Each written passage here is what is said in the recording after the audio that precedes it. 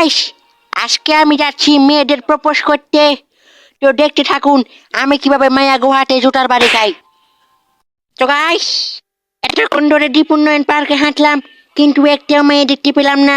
তাই চলে যাচ্ছি বাড়ির দিকে। এই হেলার পুতখারা, তোর কাছে যা কিছু আছে বেগিন বার করে দে, নইলে হেয়ারের ভিতরে ঠাস করে গলায় দিমু ইয়ান। তো দেখো গাইস, আমাকে এখন দুটো ছিনতাইকারী ধরছে। তারা আমাকে এখন ছিনতাই করতেছে। ভাই ডান পকেটে মানি ব্যাগ আছে।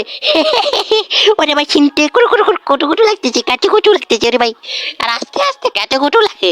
ওই হেলার পুত চুপ থাক। তো ভাই, আপনারা এই কাজ করছেন যে কত বছর হলো? 8 বছর। তো গাইস, আপনারা দেখতে পাচ্ছেন ভাইরা 8 বছর ধরে প্রফেশনে আসে। ভাই আপনাদের নামটা জানি কি? মুকলেশ। তো গাইস, মোকলেশ ভাইদের এখন সব চিন্তাই করা শেষ। এই দে মোবাইল দে, আর কথা কইছে মাথা খাই এলাছ তুই কথা কইতে কইতে। খারান ভাই খারান, আগে থাম্বনেলের লাইগে একটা ফটো তুলি লই। আচ্ছা এবার দে। ভাই, বাড়িতে গিয়ে সুন্দর করে এডিট করি আপলোড করে দিয়েন।